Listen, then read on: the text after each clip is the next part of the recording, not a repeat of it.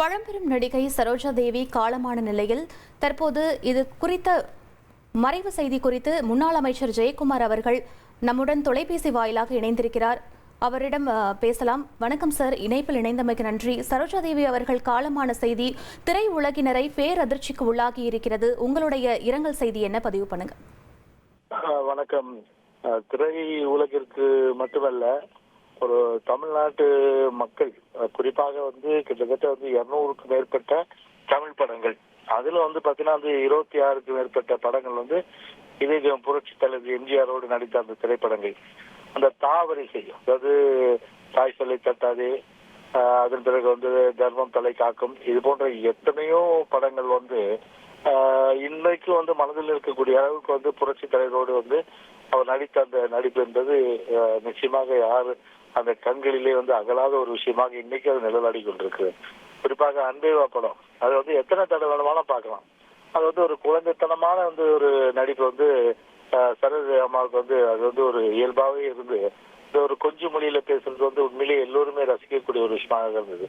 அது ஒரு பாட்டு மிக மிக ரசிக்கக்கூடிய ஒரு பாட்டுன்னா அது ஒரு ட்ரீம் சீன். அது தலைவரும் சரோஜா அம்மாவும் ஒரு சாரட் வண்டியில ராஜாவின் பார்வை ராணியின் பக்கம், அதாவது தலைவர் படம் ராணியின் முகமே ரசிப்பதில் சுகமேன்னு சொல்லிட்டு அத சரோஜாதேவி இந்த முகத்தை வச்சுதான் அந்த வரிகள் அது போடப்பட்டது. அது உண்மையிலேயே ஒரு பெரிய உழைப்பு விஷயம். அதே போல நாடோடி மன்னன் படம் தலைவரோட கடிச்ச முதல் திரைப்படம் நாடோடி மன்னன். அந்த படத்துல அந்த இடைவெளிக்கு பிறகு அவங்களுடைய பங்கு பெரிய பங்கு. அதுல ஒரு சீன் வரும், அதாவது PS வீரப்பா சரோஜா தேவி திருமணம் செய்து கொள்வதாக ஏற்பாடு இருக்கும். அதுல சற்று விருப்பம் இல்லாத சரோஜா தேவி அம்மா அவங்க தலைவரை தேடுவாங்க. அப்ப அந்த வரிகள் எங்கே எங்கே என் இதயம் எங்கே என் இன்பம் எங்கே அப்படின்னு சொல்லிட்டு அந்த பாடல் வரிகள் வீரமா. அப்புறம் தலைவர் வந்த பிறகு அதுல அந்த சிரிப்பு அவங்க சிரிக்கிறது, வீரமாமுகம் தெரியுது, அது வெற்றி புன்னகை புரியுதுன்னு. அப்ப தியேட்டர்ல பாத்தீங்கன்னா அவ்வளவு அது கிளாஸ் அருமையா இருக்கும்.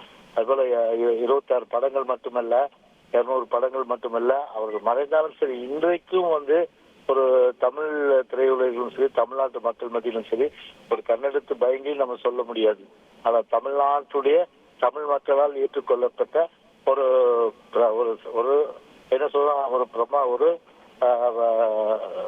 திரையுலகே தன்னுடைய ஒரு இதுக்குள்ள வைத்திருந்த ஒரு மிக சிறந்த ஒரு நடிகையாகவும், அதே நேரத்தில் ஒரு கலைக்கே உரிய சொந்தக்காரராக நிச்சயமா நான் பார்க்க முடியும்.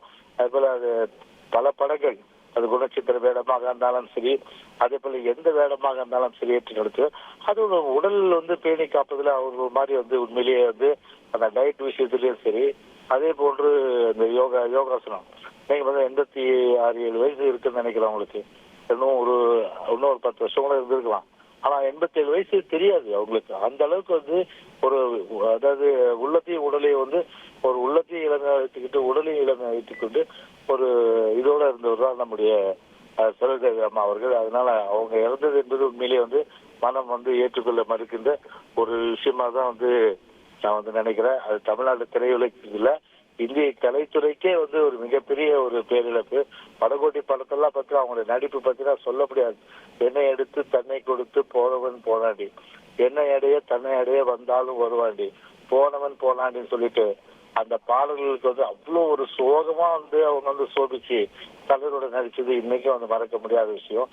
எனவே அவங்க மறைந்தாலும் சரி, அவங்களுடைய பாடல், அவங்களுடைய அந்த திரைப்படத்தில் அவங்க நடித்த அந்த நடிப்பு, அவர்கள் பல சிறப்பான அந்த கதாபாத்திரங்கள் தன்னை அர்ப்பணித்துக் கொண்ட அந்த சிறப்பெல்லாம் தமிழ்நாட்டு மக்கள் மத்தியில என்னைக்கும் இந்த உலகம் உள்ளவரே நிச்சயமாக நிலைத்திருக்கும். பொதுவாக இந்திய கலைத்துறைக்கு ஒரு மிகப்பெரிய இழப்பு என்றுதான் நிச்சயமாக நான் இந்த நேரத்தில் கூற கடமைப்பட்டிருக்கிறேன்.